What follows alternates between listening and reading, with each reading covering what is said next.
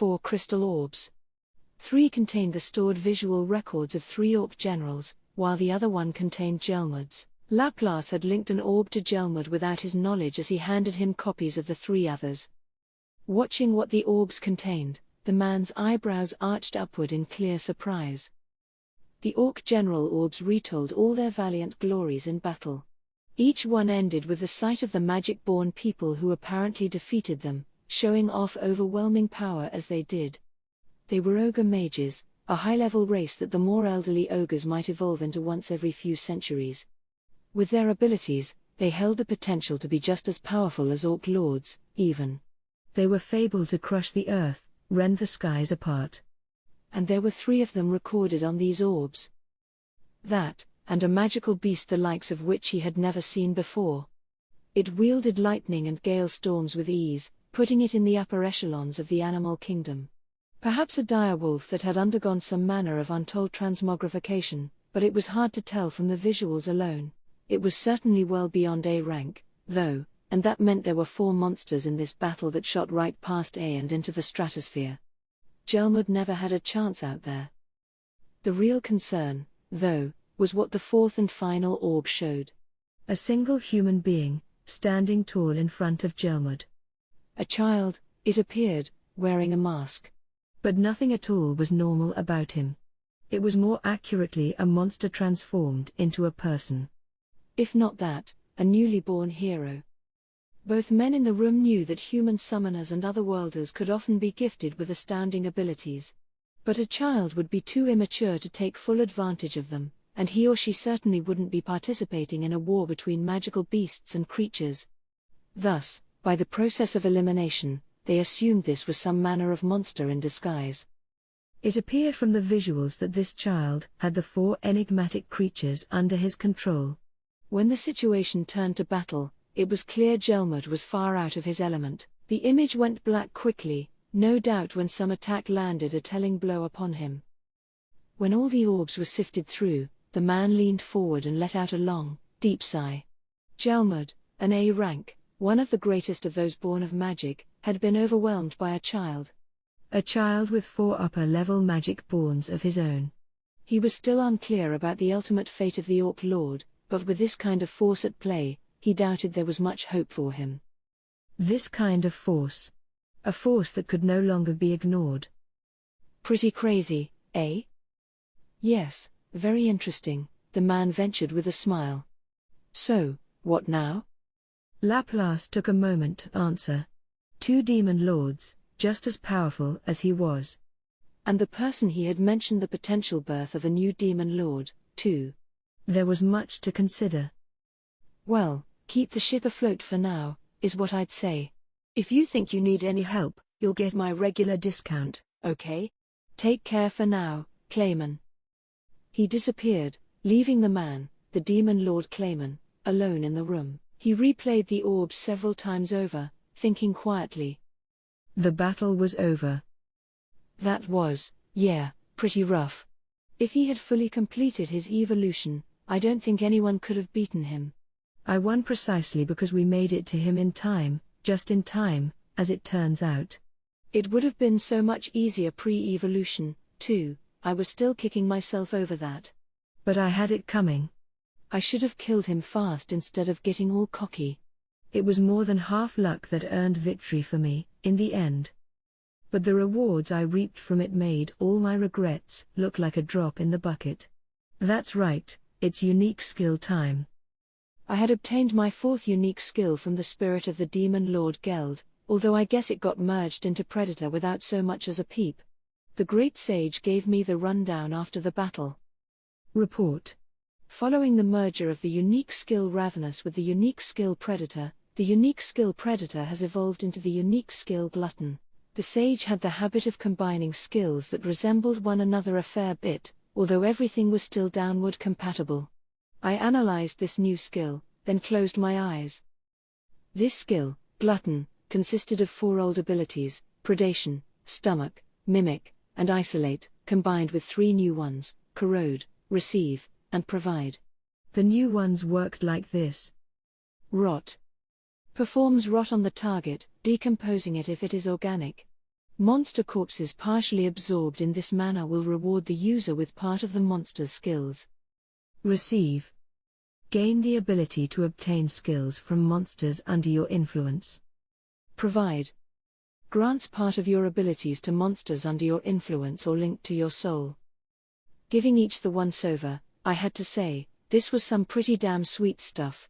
My stomach got a huge upgrade, it felt maybe twice as big. And rot sounded downright scary, although handy for things like destroying armor. Receive and provide were the real plums, though. This meant, basically, whatever new skills people like Benimaru and Ranga earned when they evolved, I could get them for myself, right? And redistribute them to anyone on my team I wanted? Understood. You may interpret it as such, yes. However, there are restrictions to providing abilities. You will not lose the original skill, but if the receiver is not capable of making full use of the skill, they will not be able to obtain it. Seriously? It appeared that my underlings tended to grow stronger whenever I did, and vice versa. Giving skills to them seemed to offer no disadvantage, but I guess the receiver still needed to have whatever latent talent the skill required for it to work. I couldn't just pass around skills willy-nilly, in other words, which was fine with me. In a way, this skill was pretty scary, too. I couldn't use it to share personal knowledge or magic spells, and I would still need to put in the daily effort to raise my level, but still, it was really something. I gotta hand it to that orc disaster. I was kind of pissed that he got Gelmud and all, but if anything, this was an even better bonus. The more I put into it, the more I got out. By the way, it appeared that Analysis, originally part of Predator, had been merged into the Sage itself while I wasn't paying attention. Huh? I don't remember being asked for permission on that, much less giving it. But well. I'm probably just overthinking it. No way the Sage, nothing more than a skill, really, would do something on its own volition. Analysis always seemed a little weird for the Predator umbrella anyway. No point giving it much more thought than that, I figured. Still, the battle was over, as was all the joy and sadness and despair that swirled around the battlefield. Hoo boy. I can't help but think this every time, but the cleanup's always much more of a pain than the battle itself. The day after the Demon Lord Geld fell, representatives from all the races were gathered inside a temporary tent pitched in the central part of the marshes. On my end, I was with Benimaru, Shion, Hakuro, and Ci. Ranga was inside my shadow, as per usual, and I was sitting on Shion's lap in slime form. I had pretty much revealed what I really was when I defeated Geld, so there was no point hiding it now. Thraney was here to represent the immobile treants. She had appeared without me having to toss a thought communication her way, claiming she caught the waves the two of us released or something. What a case. She was hiding just as much power as I was, I supposed. From the Lizardman, we had the chief, the head of the chief's guard, and her assistant. Gable was currently in a cell somewhere on charges of treason. Son of the chief or not, they couldn't exactly let his acts go unpunished. As idiotic as he was, a lot about him piqued my interest. But I was still in no position to provide unsolicited advice on his treatment. The goblins were represented by each chief of the assorted villages, somewhat huddled at the far corner of the table as they marveled at all the high-level monsters surrounding them. That was understandable, given how there was a dryad in the room, something they never would have imagined seeing even if they lived to be 1,000 years old. Finally, from the orcs, there was the sole surviving orc general, along with 16 chiefs from their tribal federation. The mood was understandably gloomy among them, given how they were the main catalyst of all this. Whether the Orc Lord had seized their minds or not, it wasn't like they were completely free of responsibility. They must have known that, judging by the hangdog looks on their faces. It wasn't just guilt driving them, either. They were near the end of the food supply they had brought with them. Ci told me they carried little with them, and Geld the Demon Lord didn't offer much to them, either. They were in danger of starving all over again, except this time, they weren't under the spell of a unique skill that kept them pressing forward, cannibalizing one another to do so. That certainly wasn't normal orc behavior. In fact, being freed from the spell made some of the orcs faint immediately from malnutrition. Their current situation cast a pall over the entire tent. The orcs had no meaningful reparations to offer, everyone knew, even if they had asked. Their whole impetus for going to war, in fact, was the desperate starvation they faced in their homeland. There were still around 150,000 left, and I doubted they had the ability to feed themselves at all. All those soldiers, and they still lacked the will to continue warring. Nothing summed up their mental state better at the moment. Without ravenous, they really would starve, and my peek into Geld's memories taught me even more. I had mentioned the number 150,000, but those survivors also included women, the elderly, and children. In other words, the entirety of every orc clan was right there, in the marshes. The issue was a famine. The lands ruled by demon lords were generally safe zones with bountiful arable lands, protected by the great powers of those who ruled over them. Even if a monster or magical beast stirred up trouble, the magic-borns who served the demon lord would ensure that law and order ruled the day. All of that, of course, came at a cost, in this case, high taxes.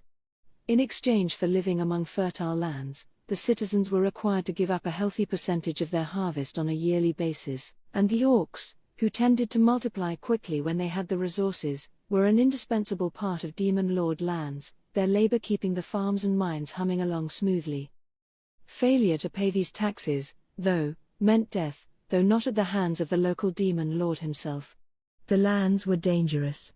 Many monsters attacked it, seeking bounties for themselves. If anyone didn't pay their due to the Lord wasn't obliged to protect them.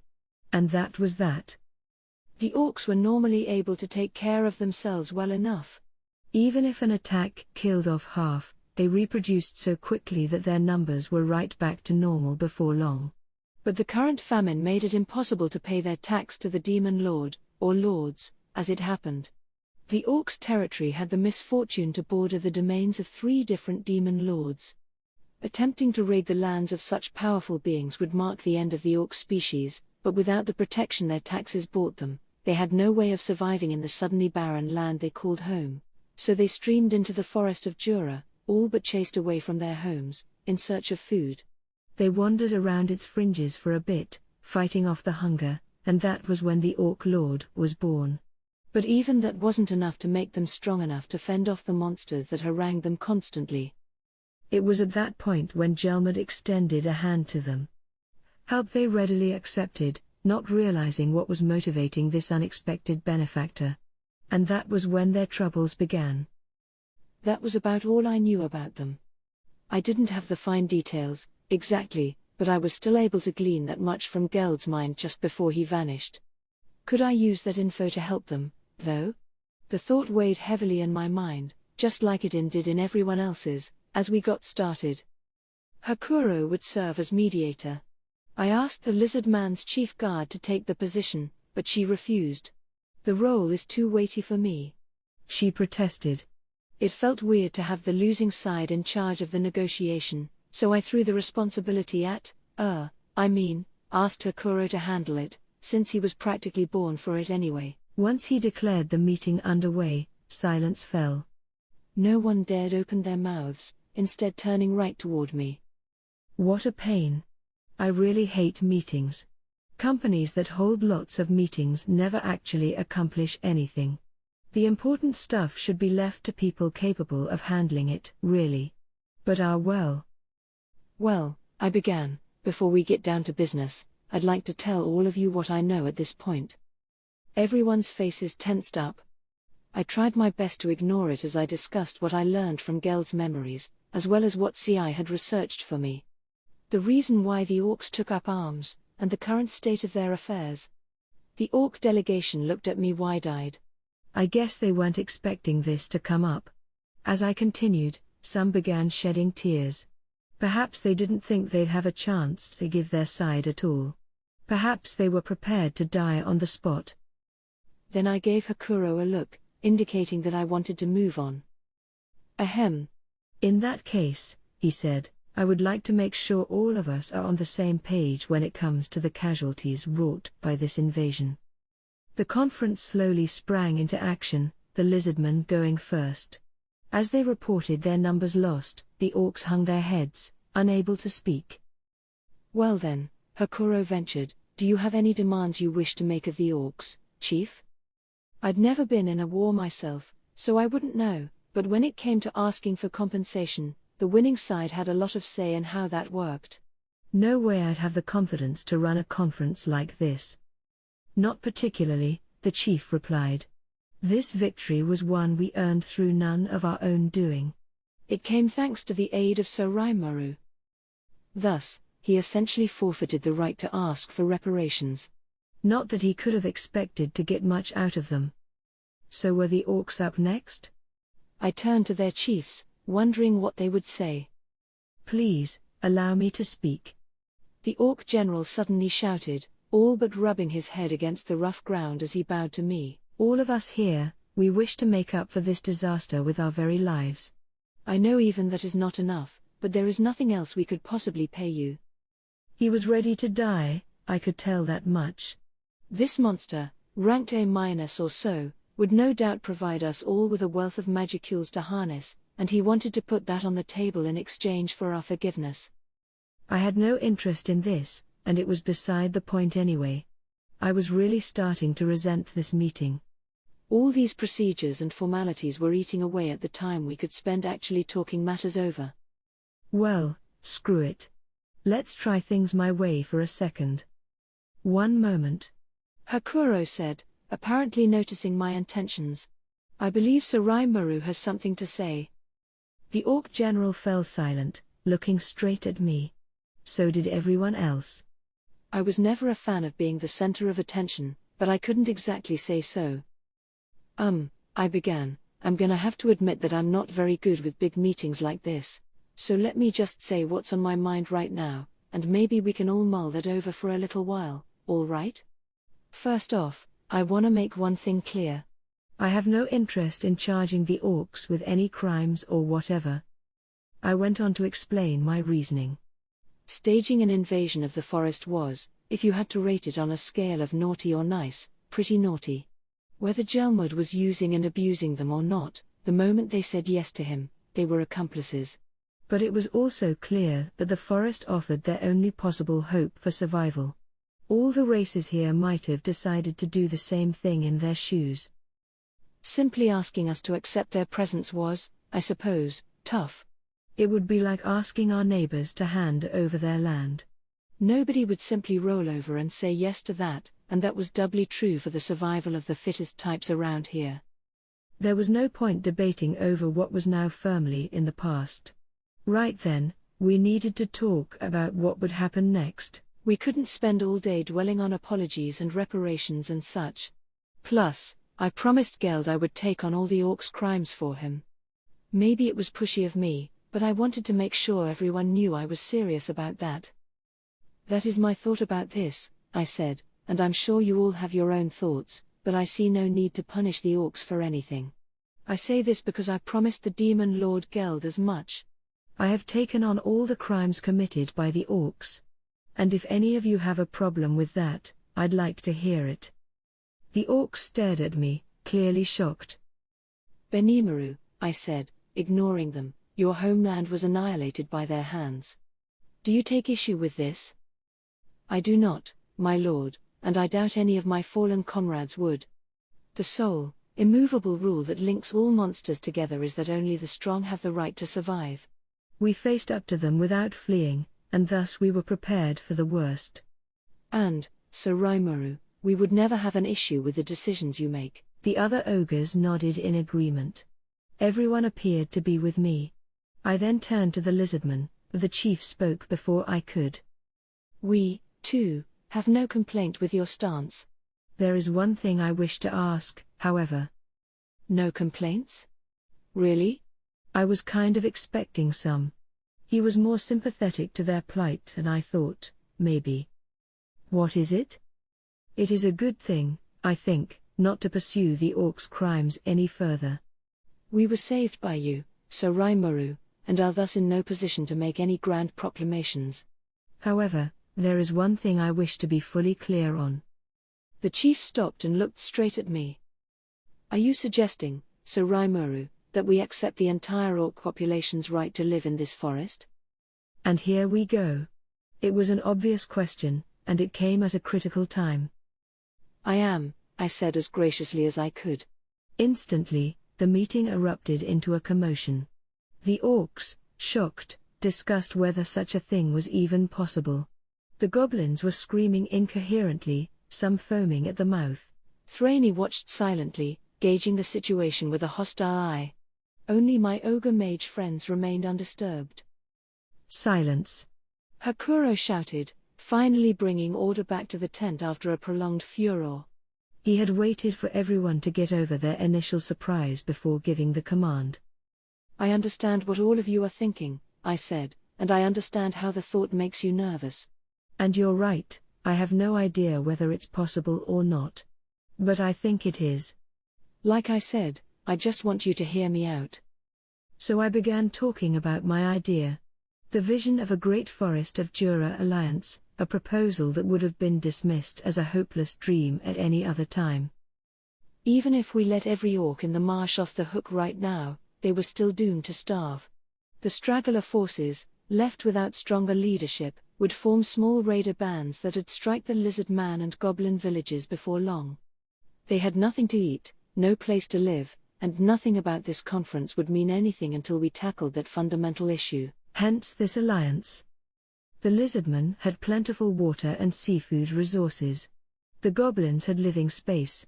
We had a wealth of manufactured goods. The orcs, in exchange, could provide their labor resources. Their settlements would have to be spread out among us all to some extent, they numbered in the 6 figures, after all, but I was sure we could maintain decent lines of contact.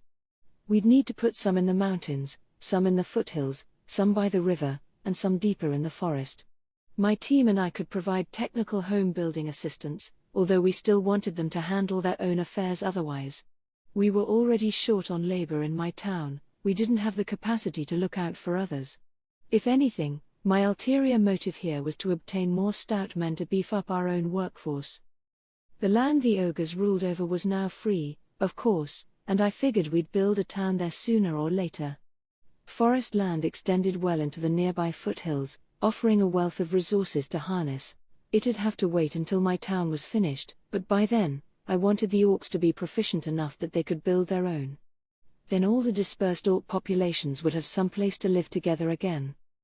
Everyone in the tent listened attentively as I explained. That about covers it, I said. We will form a great alliance among the peoples of the Forest of Jura and build cooperative relationships with one another. It'd be pretty neat if we built a nation composed of multiple races, I think, but... Unlike before, the conference was now filled with a sense of excitement. The attendees' enthusiasm was starting to pervade the room, as if I had just taken their anxieties and replaced them with a flickering sense of hope. Shion straightened herself up, like she was presenting me as a prize, which I didn't really appreciate. I forgave her, though. It meant she was pushing her breasts against me, which was pretty nice, after all. I always have an open mind about that sort of thing. The orc general was slow to react. Us, building a town? It is all right for us to join in this alliance? Not like you got anyone, or any place, to return to, do you? We'll get you someplace to live, but you gotta work, all right? No room for lazy orcs around here. Yes, my lord. The orcs immediately stood up and took a knee, overcome with an emotion that drove tears to their eyes. Of course, of course. We will dedicate our very lives to the tasks ahead. The lizard man chief nodded. We have no objection. If anything, we would love to cooperate. He kneeled as well, imitating the orcs, and the goblins hurriedly took action to follow suit. Was this the rule when forming alliances here, or? I dunno. I attempted to copy their lead and hopped down to the floor, but Shion tightened her grip on me. What are you trying to do, my lord? Huh? Oh. I thought this was a ceremony or something. Oh dear, Sir Rimuru. It certainly is not. I wasn't sure why she was speaking to me like a wayward child, but I must have been embarrassing her, and the ogres, judging by the looks they shot at me. She stood up, placed me on a chair, and then fell to one knee before me, accompanied by Benimaru and the rest. Very good, Thraney said. As a warden of the forest, I, Thraney, make the following declaration. I hereby recognize Sir Rimuru as the new leader of the Forest of Jura, and the Great Forest of Jura Alliance hereby established under his good name. Then she kneeled, too. I guess she had word from the treants that they were all for it. Can you give me a moment, guys? Why am I suddenly the dude who's supposed to run all this crap? Because I don't remember any discussions along those lines. Why'd it turn out this way? I wanted to ask, but my voice was cut off by all the passionate eyes fixated upon me. All right. I get it, guys. I knew the fate of the orcs rested on my shoulders anyway. Leader of the forest? Whatever. I'll take it. Well, so be it, I said, resigned to my fate. Do me proud, guys. Everyone took that cue to prostrate themselves before me. Yes, my lord. The sheer fervor was as clearly present in all their voices as it clearly wasn't in mine. The Great Forest of Jura Alliance was born, and already it was making me break out in a cold sweat. Guys? We still have a problem, right? Like, a really big, bothersome problem? I hate to rain on the party, but we'd better get to talking about that, yeah? Right, that's enough, I said. So now that we have this alliance in place, we need to solve the largest problem facing us right now, the question of food supply. We have 150,000 surviving orcs here, and we need to keep them from starving to death. I'd like some ideas, please. The orcs had less than 2 weeks' worth of provisions on them, overall. Now that the unique skill Ravenous was no longer doing its thing on them, they'd be well and truly dead once these supplies were exhausted. We had no time to raise crops for them, and we'd exhaust the river of fish if we tried going that route. It was a real thorny issue. The lizardmen had enough supplies for 10,000 people to live off for half a year. Even if they cleared all their storehouses right this instant, it still wouldn't keep the orcs going for more than a couple weeks. That meant our maximum time limit was just about a month. So now what? Everyone in the tent turned their minds to the issue. Nobody seemed to be acting like it wasn't their problem, which gladdened me a bit. Maybe this alliance would work out after all. Then Thraney stepped up, smiling. So the issue is a lack of food supply? She asked. In that case, I think I might be able to help.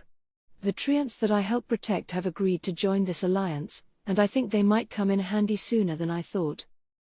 So they were interested, then? Well, great. And if they were that enthusiastic about handling the food issue, let them, I'd say. Not like we had any other great ideas. With all our most pressing issues covered, we ended the conference.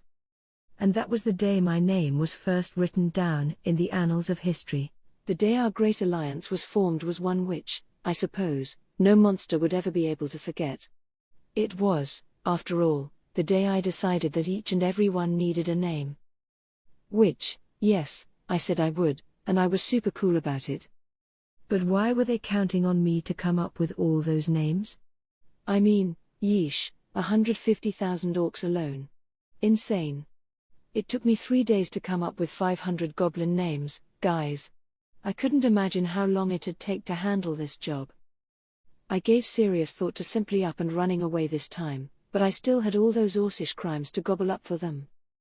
Orcs were D-ranked monsters by nature, but they were more like C+, while the Orc Lord was still influencing them.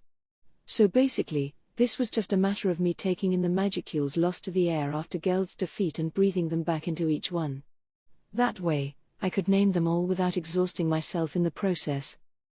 The problem I had, though, was what the names should be. Simply going down the alphabet wouldn't save me this time. Maybe I could divide them by race or start giving out last names or something, but managing all that would be even more of a hassle. In the end, the solution I came up with was as simple as it was beautiful. The perfect series, one that I could extend for as long as necessary, all the way to infinity. That's right, numbers. It was a little like assigning an ID number back in my home world, but damn, did it make things easier for me. So I had all the orcs in the marsh stand in neat lines before me. I was worried they might resent being given such unfashionable names without any right to say no, but the magic they had lost could directly lead to their deaths. They might decide to take matters into their own hands if it came to that, and then the village raids would begin. The cause of this confusion was the orcs' numbers. There were too many, in other words, and naming them would help with that, too. Evolving into a higher-level monster would do a lot to lower their reproductive rate, something I saw for myself with the hobgobs. Now was no time for me to moan about my responsibilities. As Benimaru said, they always had the right not to be named if they didn't want to.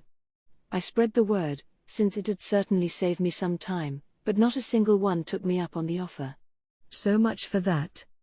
And so the ordeal began. I decided to start by assigning a basic sort of tribal name to each one. I devised 10 of these: mountain, valley, hill, cavern, ocean, river, lake, forest, grassland, and desert. If you were part of the mountain tribe, your name would be along the lines of Mountain 1M if male, Mountain 1F if female, and we'd just go from there.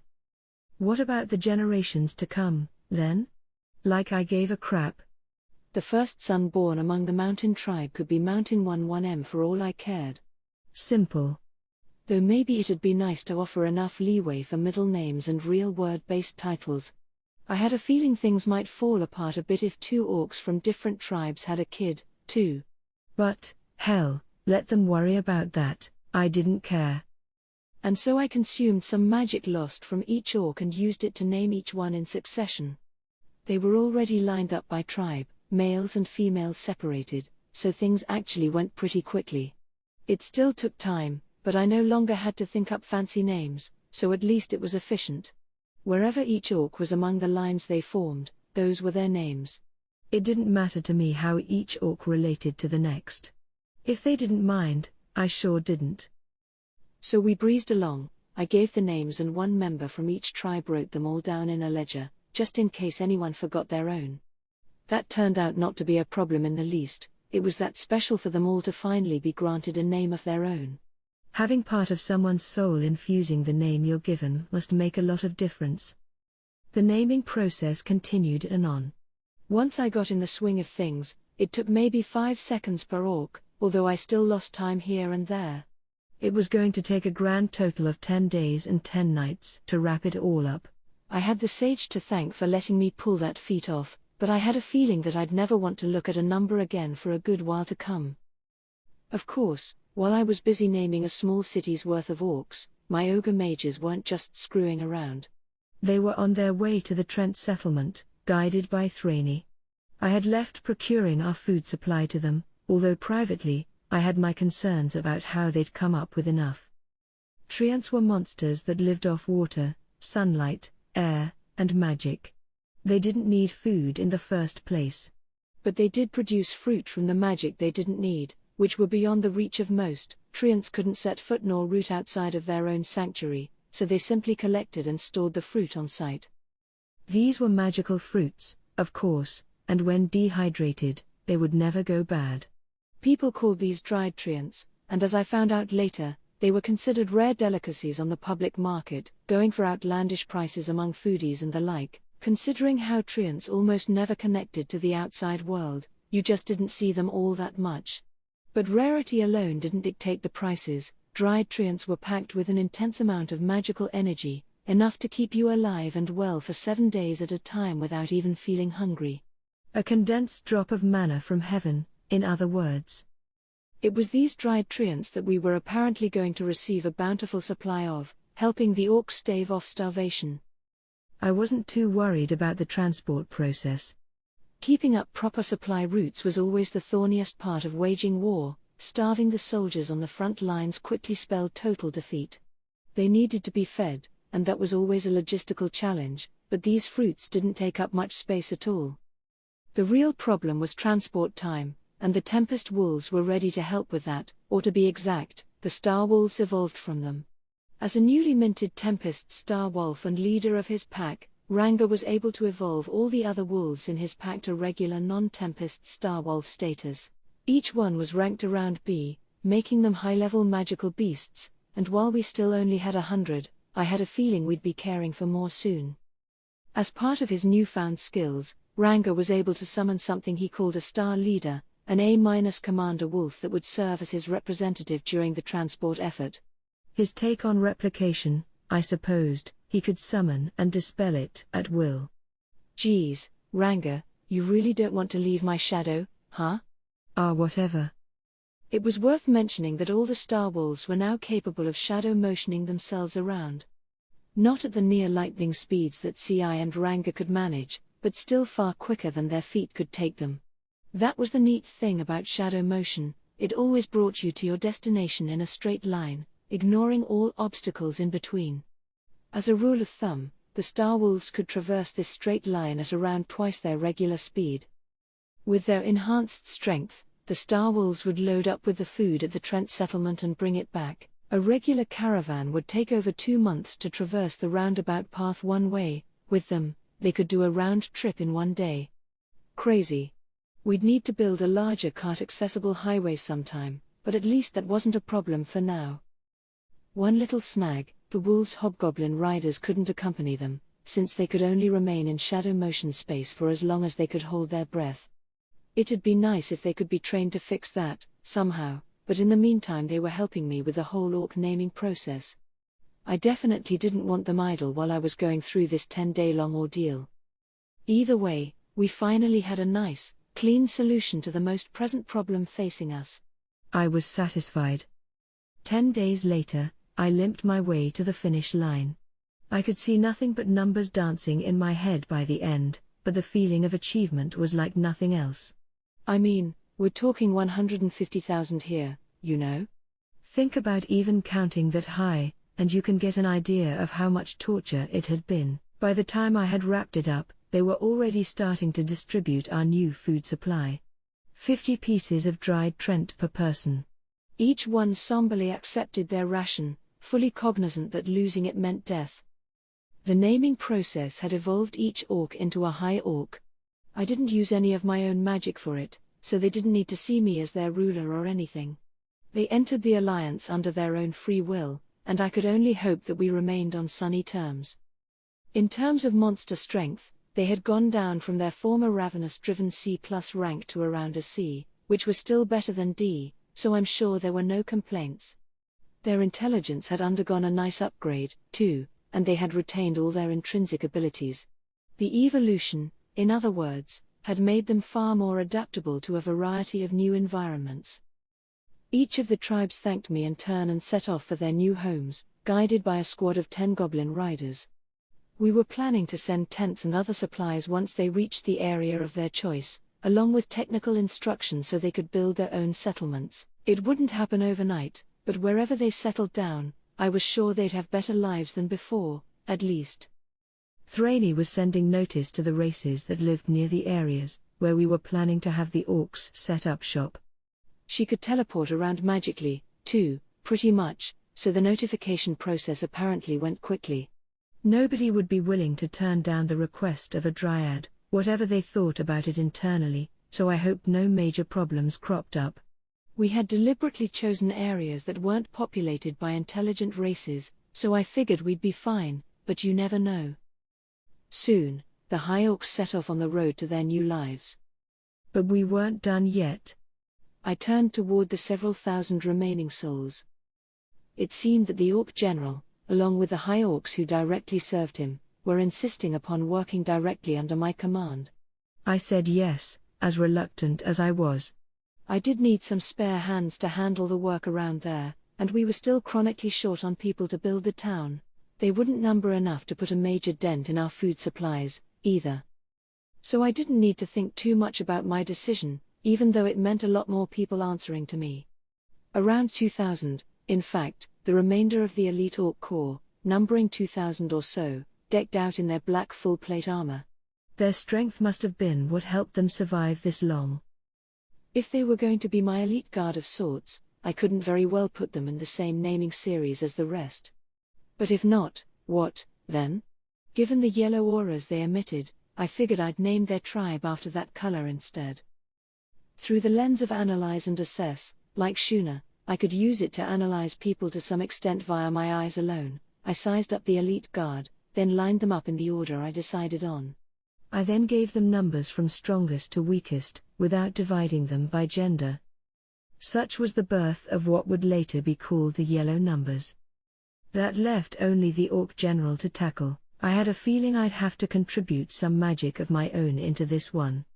Fortunately, I already had a name picked out. Hopefully he'd be able to pick up where the previous Orc Lord left off. I hereby declare that you shall inherit the will of the Orc Disaster. You shall be called Geld from now on. Yes, sir. Our eyes met. His overflowed with tears. And the moment I gave the name, the Orc General's body was wrapped in a yellow aura as he began to evolve. At the same time, I could feel the magic flowing out of me. Oh crap. Not that much. Once more, I was back in sleep mode. I have taken the wrong path. But I am happy now. In the end, I was fulfilled. Lord Geld, I will take your name, and your will. May you rest in peace. Indeed. There is no need for you to suffer any longer. You did not warn your father, and no one will blame you for that. I am here precisely because he survived, back then. And your crimes will disappear as well. Yes, my lord. By the name I have taken up, I swear to protect the one who has taken all our sins for himself. Indeed. I trust you will. All the magic I put into that sent me into a deep sleep again. I suppose the exact level of consciousness I retained depended on how much magic I spent. I felt like I had some kind of weird dream, but I couldn't remember what it was. You'd think I would. I don't need to sleep any longer, so any dream was bound to be pretty valuable. Couldn't do much about it then, though. I awoke to a situation that I probably should have expected by now. There were 2,000 soldiers in front of me, now high orcs. Still ranked C+, since they were stronger than the rabble, I guess. Geld, though. My loyalty is forever yours, my lord. He shouted as I groggily tried to get it together.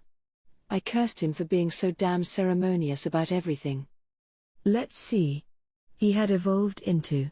Whoa, an Orc King? That's pretty much the same level as an Orc Lord, isn't it? About what I figured. They were functionally identical, but Geld wasn't as creepy.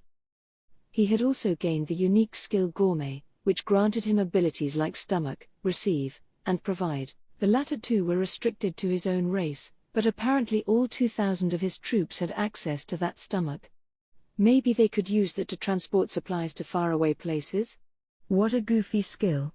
It could turn the entire transit industry on its side, to say nothing of military supply lines. The only limitation was volume, not type of item. It could store about as much as I could, but it couldn't hold anything too big, in other words, about the size of an orc itself. A suit of armor was about all it could take in at once. My stomach had no such limitation. The ability to make his men consume the corpses of their comrades was gone, thankfully. No need any longer, I imagined. Not much point retaining a skill if the user didn't want it, besides. The magical energy in him had also ballooned to the point where he was easily an A rank on the level of Benimaru. Overall, if the Demon Lord Geld hadn't lost his mind, he probably would have wound up turning into a magic-born person like this, a combination of reasoned intelligence and overwhelming presence. I was glad to have more powerful people on my side, but would it really pay for him to follow someone like me? I reminded him that this wasn't exactly a salaried position, but Geld simply smiled and said that was no problem. Well, if he said so. I'd feed and clothe him, at least. And if he decided to strike down his own path later, that was fine. I kinda doubted he ever would, though. Thus, the grand naming project ended. Before I took my leave, I decided to wish the Lizard Man Chief a fond goodbye. Hey. Sorry we never really got a chance to talk amid all this nonsense. Hope we can keep this ship sailing smoothly, huh, Chief? Ah, hello there, Sir Rimuru. There's no need to call me Chief like that. It puts me on edge to hear it from you. He exclaimed in surprise. I knew the monsters had other ways of identifying themselves, but I wasn't delicate enough to pick up on that junk. His not having a name really annoyed me. Well, yeah, but I know. You're Gable's father, right? Why don't you try calling yourself Abil, or something? I always had a tendency to blurt out whatever was on my mind like that. What? He exclaimed, half in shock. And so, in the midst of a little friendly chit-chat, it came to pass that I named the lord of all the lizardmen who walked the earth. Not every lizardman who existed, nothing that big again. Just the chief, I figured, and maybe others later, as kind of a reward for their exploits in battle or whatever. That I inadvertently transformed him into a dragon-newt just because he didn't like Chief, well, who'da thunk? Everything was now well and truly wrapped up.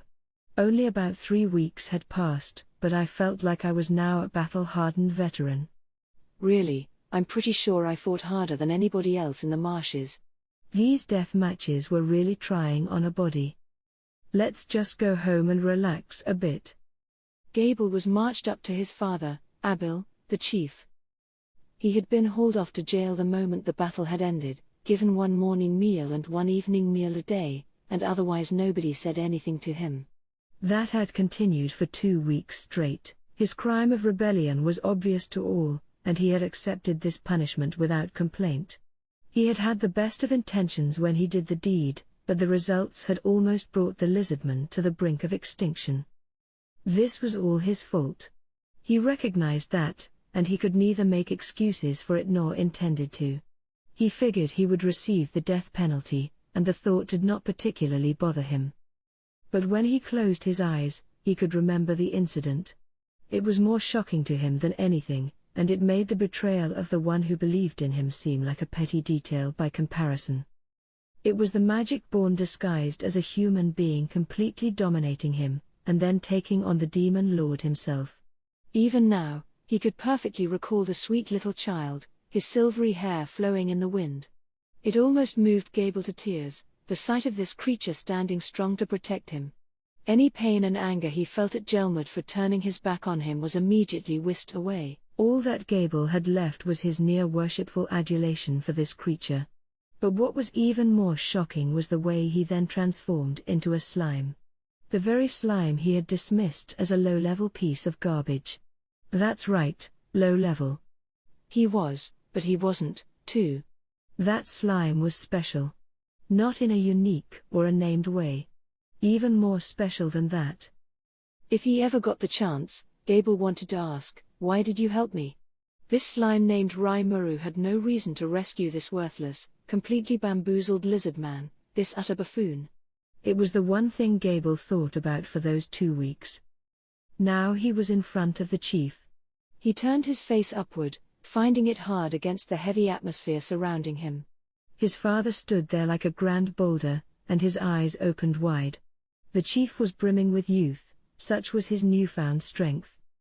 Despite his father's power, Gable dared to defy him just because he had a name and his father didn't. He realized his eyes had deceived him all along, and now he mourned that fact. His father seemed far stronger than he remembered. It didn't seem possible. Gable looked up, locking eyes with him, though the chief betrayed no emotion. One look at his cold, calculating eyes was all Gable needed. He'll put me to death. The leader of the herd must never show any weakness. He must retain discipline at all times, or else he would set a terrible example for the rest. But Gable didn't mind this. Those were the rules, and the rules were set in stone. The chief opened his mouth. "It is time for your verdict. Gable, you are hereby expelled from our caverns. You may never call yourself a lizard man again, and you are forbidden from ever returning here. Leave us at once." Huh? What did he say? He was taken by his father's royal guard, and shoved outside the caverns, tossed out on his rear. "You forgot this," the chief said from behind the entrance as they left, throwing something at Gable. "Take it." It was a long, thin object, wrapped in cloth, that was part of his belongings. When he picked it up, the weight immediately told him what it was: the vortex spear, a magic weapon and one of the lizardman's greatest treasures. Tears fell from Gable's eyes. He turned to his father as he tried to say something. But nothing came out. He was no longer part of them. Instead, he saluted his father, face filled with solemn emotion. And as he hung his head, Gable almost thought he heard his father's voice. Gable, as long as I, Abil, am still healthy, the lizardman will be safe. You may live as you please from now on, but whatever you do, you must put every fiber of your body into it. Remember this well. Why, yes, my lord. I will become a fighter worthy enough to gain your praise, as I serve underneath our Savior. With this unspoken reply, Gable turned and walked away, straight ahead, without another word. He still felt lost, but he had resolve in his heart, as he began to walk the path only he could take. After a while, Gable's way was blocked by a familiar-looking settlement. We were awaiting you, Sir Gable. It was the 100 knights under Gable's direct command. What are you all doing here? I have been exiled from our people. It doesn't matter, sir. We are here to serve none but Sir Gable. If you have been exiled, then so have we. The rest smiled and cheered their agreement.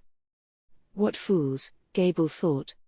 The tears almost flowed from his eyes again, he just barely kept them in. Now was no time for crying. He tried to summon up all the dignity, all the majesty he inherited from his father, letting out a hearty laugh. Ah, you people are incorrigible. Very well, then. Follow me. And so Gable walked ahead with his people, with confidence, where none existed before. It would take another month before the small force met with Raimaru again. Final chapter.